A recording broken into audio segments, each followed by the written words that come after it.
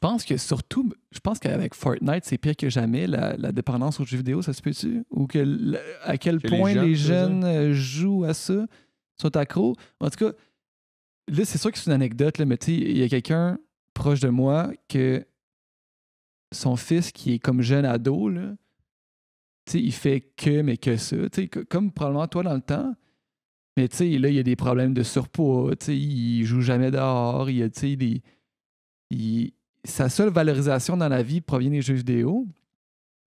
Puis si, mettons, il devient pro-gamer puis qu'il fait ça dans la vie, genre, c'est vraiment cool. Sauf que s'il est juste comme... La ligne est mince. La ligne en dessous, puis que finalement, il est pas assez bon pour faire ça, mais qu'il est quand même toutes ses heures là-dedans, puis que ça nuit à d'autres sphères de sa vie, là, c'est un problème dans un sens. Fait que, dans le fond, en fait, si on embarque là-dedans, on n'arrête pas de suite. Ouais, mais c'est parfait, on continue. Non, c'est une ça dépend joke, de toi. mais Si t'as le temps, on continue. j'ai fait un TED Talk là-dessus cette semaine. En fait. OK.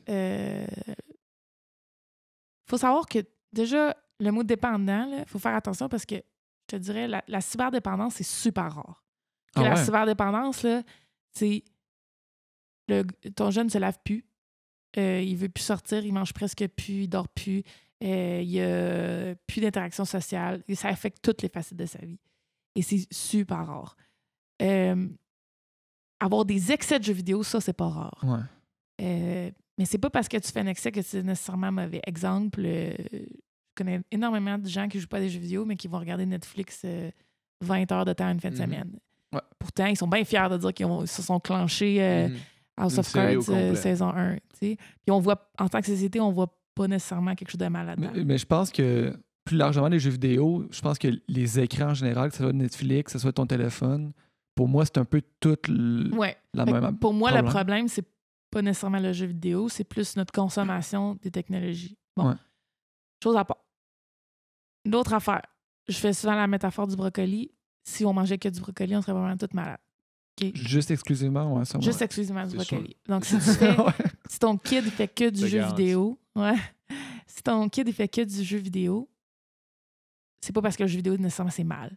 C'est parce que il a pas de vie... il n'est pas balancé dans sa vie. OK? Fait qu'il faut vraiment voir ça comme un brocoli. Il n'y a pas un parent qui va dire « Mange pas ton brocoli, c'est mal. Fait que tu peux pas dire à ton jeune « Joue pas aux jeux vidéo, c'est mal. » Parce que c'est pas ça le problème. Le problème, c'est son équilibre de vie, sa balance.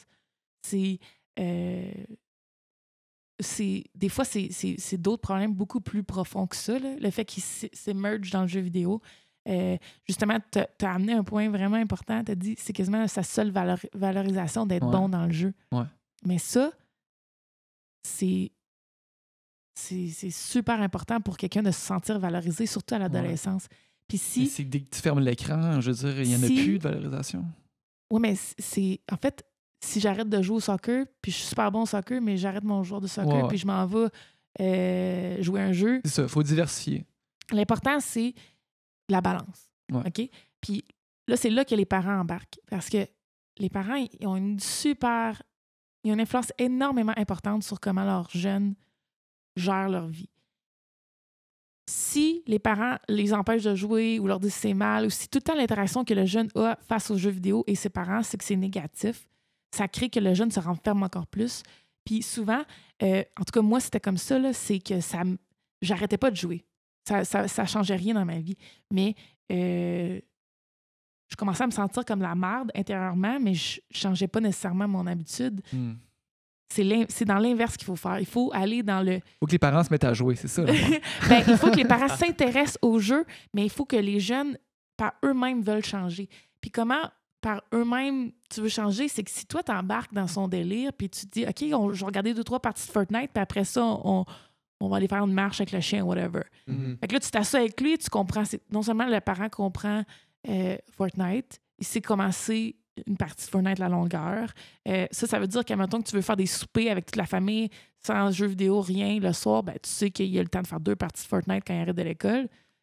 T'as 1 heure d'études, 2 parties de Fortnite. Comme les passe-partout. Là. On soupe.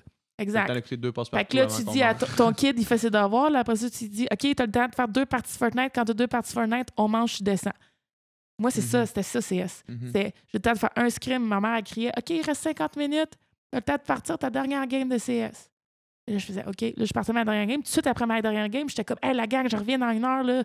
Je sais que je m'en vais souper avec ma mère, nanana. Je reviens, ce sera pas long, nanana. Je pars. J'avais 1 heure avec mes parents, sans écran. J'avais pas de téléphone dans ce temps-là, sans rien. Puis, tu sais, mes parents étaient pas fâchés. Ah, là, t'as encore joué à CS. Non, ils étaient comme, ah, puis ça a-tu bien été ta game? Ah, oui, ça a super bien été. Nanana.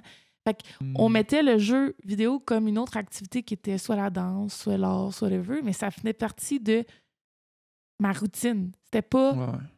C'était parce que je l'avais intégré dans ma famille. Comme un peu, nous, quand on allait nager, là.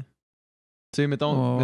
Tu peux pas nager 8 heures par jour. C'est ça, tu non, peux c'est pas ça l'affaire, c'est ça. prendre un cours de piano 8 heures par jour. Tu sais. Mais tu peux pratiquer le piano 8 heures par jour, là, tu sais. Ouais, mais c'est moins addictif. Tu sais, je pense pas que... Tu sais...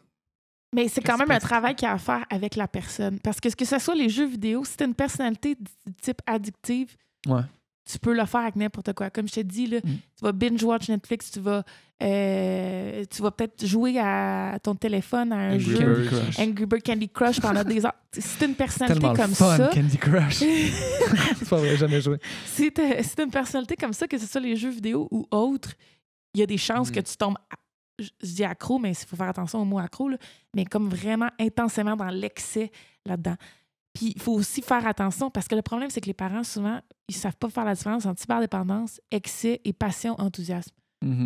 Puis je pense qu'il y a beaucoup de jeunes qui sont dans la passion, enthousiasme et à cause que les parents ne l'intègrent pas dans leur quotidien, là, les jeunes peuvent tomber dans l'excès parce que c'est comme une espèce de... souvent, à l'adolescence aussi, tu fais ce que le monde te dit de pas faire. Là. Ouais. C'est aussi le... Fait que la balle, c'est très, très... Tu sais, c'est super mince, la ligne. Mais il faut savoir que comme tout dans la vie, c'est une question de balance. Puis comme tout dans la vie, il faut que les parents travaillent avec le jeune. Ben, c'est ça, c'est que c'est tellement difficile à gérer pour un parent, cette situation-là, parce que, admettons que tu comprends, tu es capable de comprendre que ton jeune, il est enthousiaste, il aime ça, tu sais. Puis là, tu veux pas le restreindre parce que ton jeu me dit c'est ça que je veux faire, mettons, c'est ça que j'aime faire, c'est ça que je veux faire. Sauf qu'en même temps,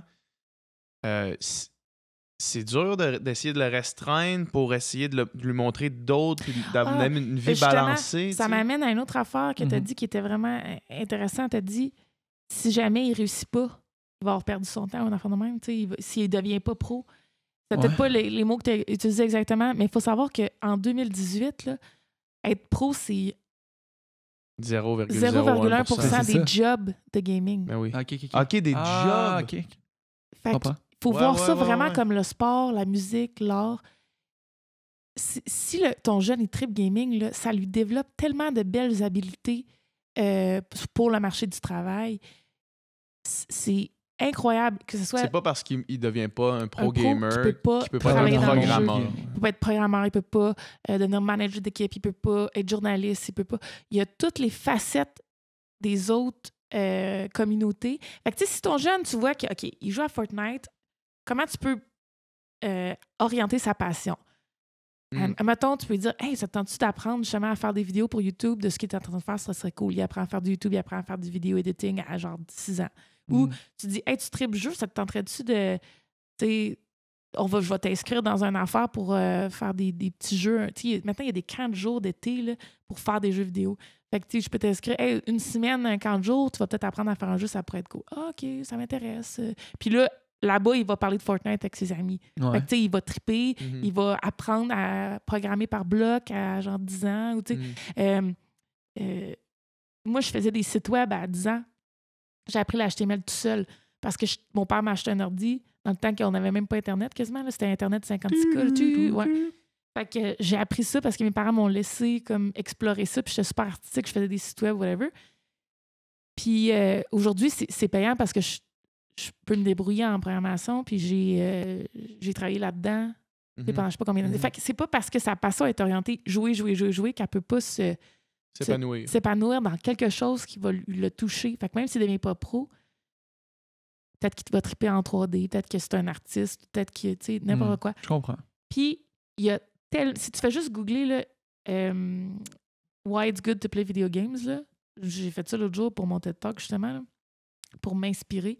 Il y avait j'étais pas capable de rentrer ça dans une slide, le nombre de trucs positifs qu'il y a que tu apprends quand tu joues à des jeux vidéo, surtout à un jeune âge. Je comprends. Mais tu googles quand même « Why it's good ». Si tu googlais « Why it's bad to play with video games », tu aurais une liste aussi, sûrement.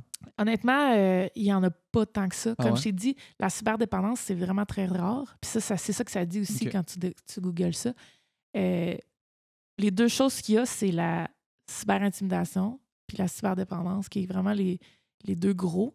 Puis moi, je vois plus l'excès que la cyberdépendance, parce que, comme je vous dis, c'est rare. Fait que je parle plus d'excès. Puis c'est pas irréversible. Puis souvent, c'est vraiment un manque d'encadrement.